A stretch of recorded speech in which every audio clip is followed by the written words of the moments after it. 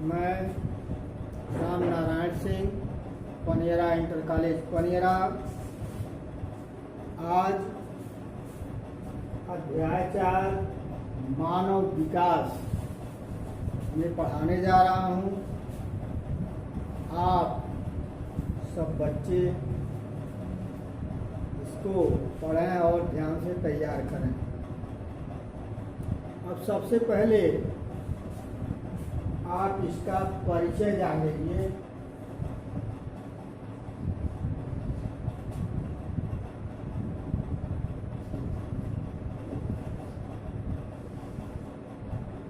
परिचय। प्रकृति परिवर्तनशील है, लेकिन वही मानव प्रगतिवान है। आदिकाल से लेकर वर्तमान तक मानव प्रगति और विकास को झेलता रहा है। मानव कभी भी, आप देखिए कि कभी भी मानव शांत नहीं बैठता, उसका दिमाग कहीं न कहीं चलता रहता है। आज मानव पहिए का आविष्कार, अग्नि का खोज तथा पत्थर के औजार तक ही सीमित था। वही आज आधुनिक मानव नेट, जेट, ऊष्मा के नवीन स्रोत खोजकर नई नई मशीनों का आविष्कार कर रहा है। आज वर्तमान युग का मानव बहुत आगे निकल चुका है। अब आप देखेंगे मानव विकास के 4 स्तंभ हैं। मानव विकास के 4 स्तंभ हैं। वे कौन कौन हैं, यह आप जानेंगे कि मानव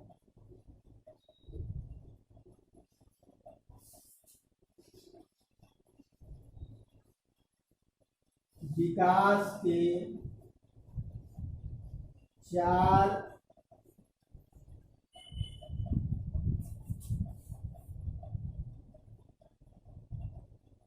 स्तंभ।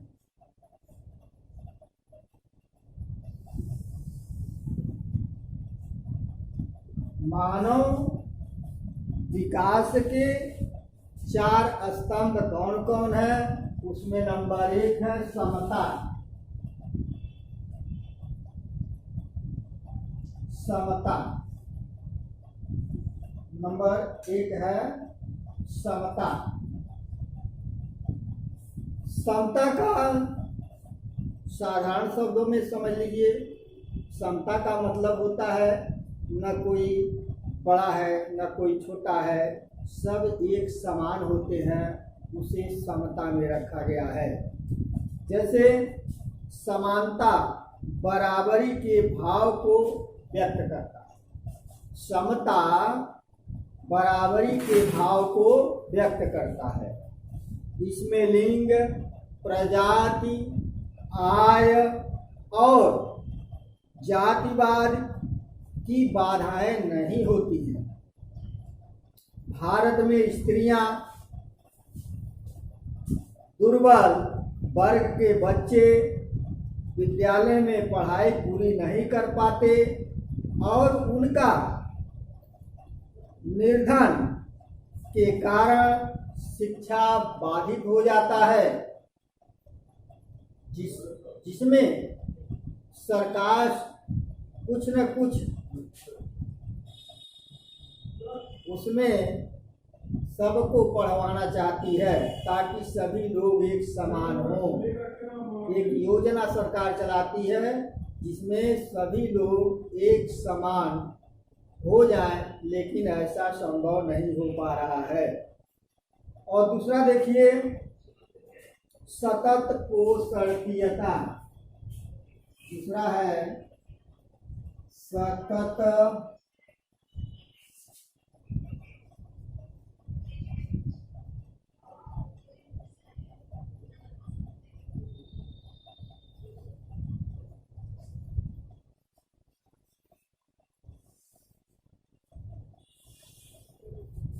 सतत पोषणीयता, सतत पोषणीयता है।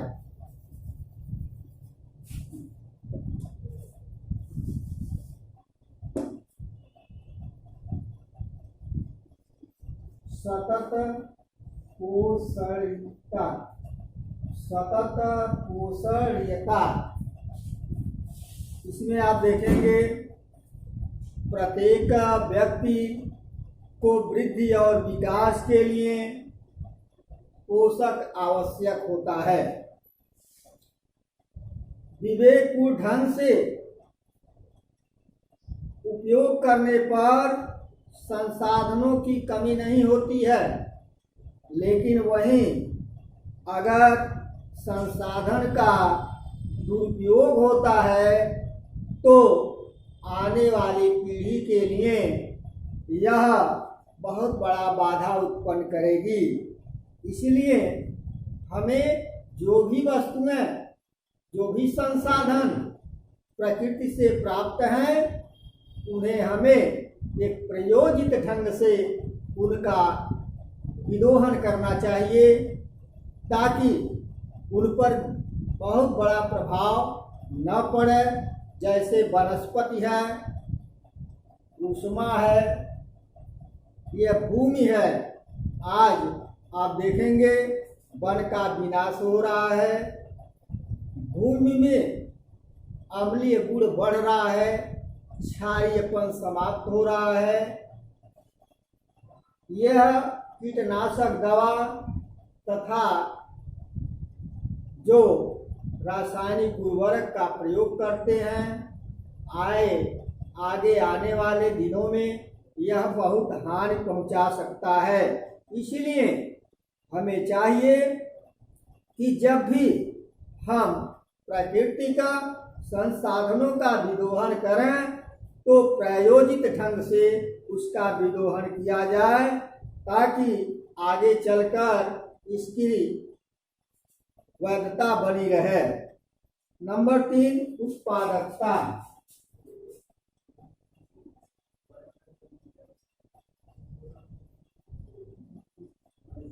नंबर 3 है उत्पादकता। अब उत्पादकता में आप देखेंगे कि मानव उत्पादन का सक्रिय साधन, मानव उत्पादन का एक सक्रिय साधन है। इसके अभाव में उत्पादन की कल्पना नहीं की जा सकती।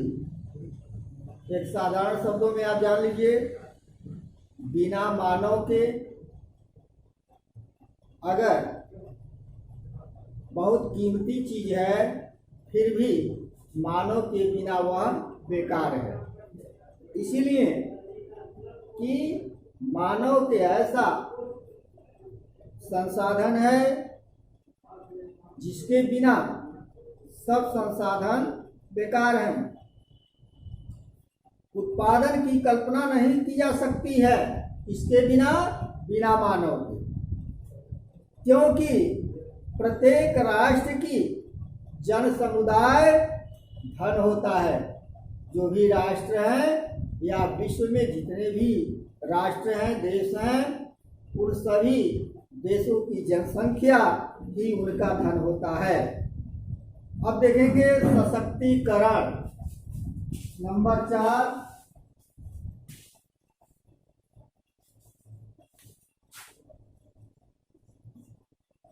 सशक्तिकरण। सशक्तिकरण, सशक्तिकरण का अर्थ होता है शक्तिवान बनना। आप ये भी जानते हो, कहा भी गया है हेल्थ इज वेल्थ, यानी स्वास्थ्य ही धन होता है। जो जिस राष्ट्र का, जिस देश का नागरिक, वहां का निवासी, वहां का मानव स्वस्थ होगा, बलवान होगा, तब जो है आप यह भी जानते हैं कि एक बलवान, योग्य और कुशल शासन ही देश को सशक्तिकरण कर सकता है।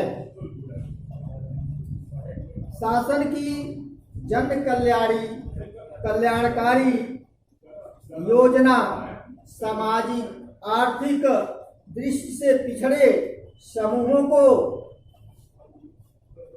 सशक्तिकरण करने में सक्षम होता है। यानी हमारे कहने का मतलब यह है, जिस देश में, जिस राष्ट्र में जो व्यक्ति निर्धन होते हैं, उन्हें उस सरकार को चाहिए कि वह स्वास्थ्य शिक्षा पर बल दें ताकि देश सशक्तिकरण में आ सके। अब आप पढ़ेंगे उपागम।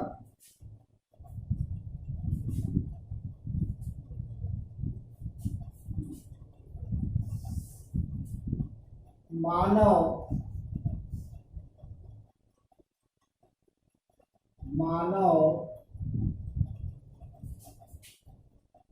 विकास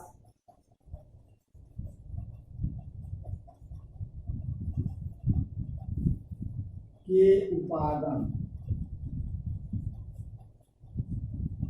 मानव विकास के उपागम, इसमें आप देखेंगे मानव विकास के उपागम। मानव विकास की समस्याओं को देखने, समझने के उपायों को मानव विकास के उपागम कहते हैं। पुनः एक बार इसकी परिभाषा जान लीजिए। मानव विकास की समस्याओं को देखने, समझने के उपायों को मानव विकास उपागम कहते हैं। यह निम्न 4 प्रकार का होता है। यह मुख्यतः 4 प्रकार का होता है। नंबर 1, आय उपागम। आय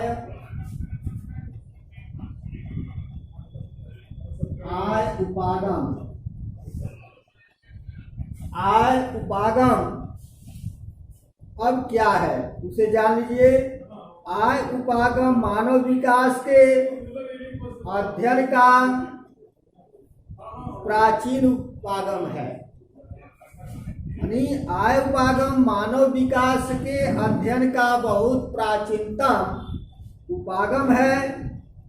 इस उपागम में मानव का विकास आय से परिलक्षित होता है।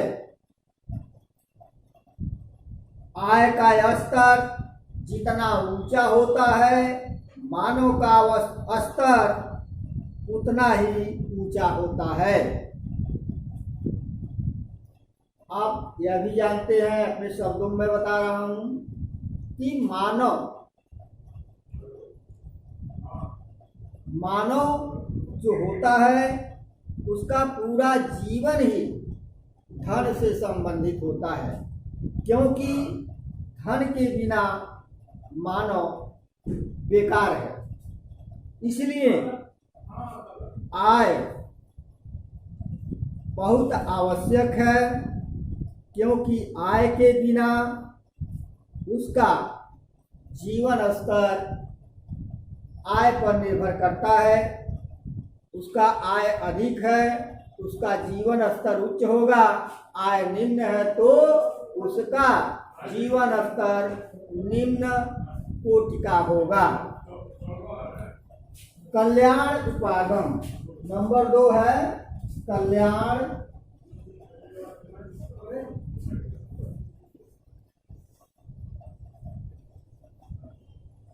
कल्याण उपागम। अब देखिए, कल्याण उपागम के अंतर्गत इस उपागम का लक्ष्य मानव को सभी विकासात्मक गतिविधि के रूप में देखता है। सरकार को चाहिए कि समूहों के लिए शिक्षा, जो भी उस राष्ट्र में जन है, उस सभी समूहों के लिए शिक्षा, स्वास्थ्य, सामाजिक सुरक्षा तथा सुख साधनों की व्यवस्था करे।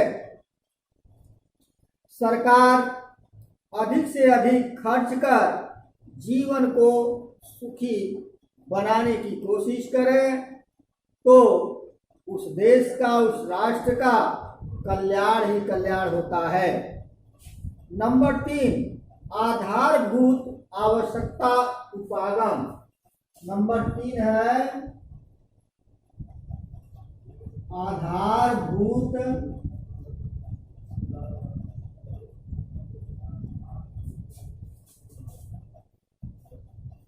आवश्यकता उपागम।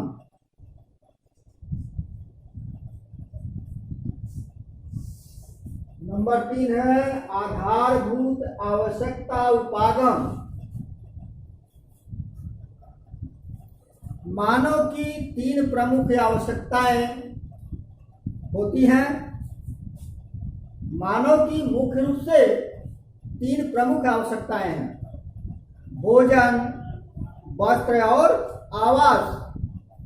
इसके बिना जीवन दुर्भर हो जाता है, चल नहीं पाता है, क्योंकि मानव को भोजन, वस्त्र और आवास मुख्य रूप से चाहिए ही चाहिए। अगर इसमें तीनों में से कोई भी नहीं है, या एक नहीं है, या 2 नहीं है, तो उसका जीवन विचारणीय हो जाता है। परंतु अंतर्राष्ट्रीय श्रम संगठन ILO के अनुसार मानव की कुल 6 मूलभूत आवश्यकताएं हैं, जो अंतर्राष्ट्रीय श्रम संगठन ILO है, उसके अनुसार मुख्यतः 6 प्रकार की मूलभूत आवश्यकताएं हैं। नंबर 1 है भोजन, नंबर 2 आवास, नंबर 3 जलापूर्ति और नंबर 4 स्वस्थता, नंबर 5 शिक्षा और नंबर 6 है स्वास्थ्य। यानी यह जो मैंने 6 बताया, यह 6 भी आवश्यक है, क्योंकि अंतर्राष्ट्रीय श्रम संगठन ने इसे मुख्य रूप से बताया है। अब आप जो है नंबर 4 देखेंगे, क्षमता। नंबर 4 क्षमता उपागम। क्षमता उपागम। क्षमता उपागम प्रोफेसर अमर्त्य सेन के अनुसार संसाधनों तक पहुंच के क्षेत्रों में मानव क्षमताओं का निर्माण बढ़ते मानव विकास का प्रतीक है। मानव का संसाधनों तक जितनी पहुंच होगी, उतना ही मानव विकास का पथ प्रशस्त करेगा। यानी हमारे कहने का मतलब, जो प्रोफेसर अमर्त्य सेन है, उनके अनुसार मानव संसाधन के समीप जितना ही जाएगा, उतना ही वह ऊंचाई पर भी जाएगा, क्योंकि संसाधन के बिना मनुष्य बेकार है।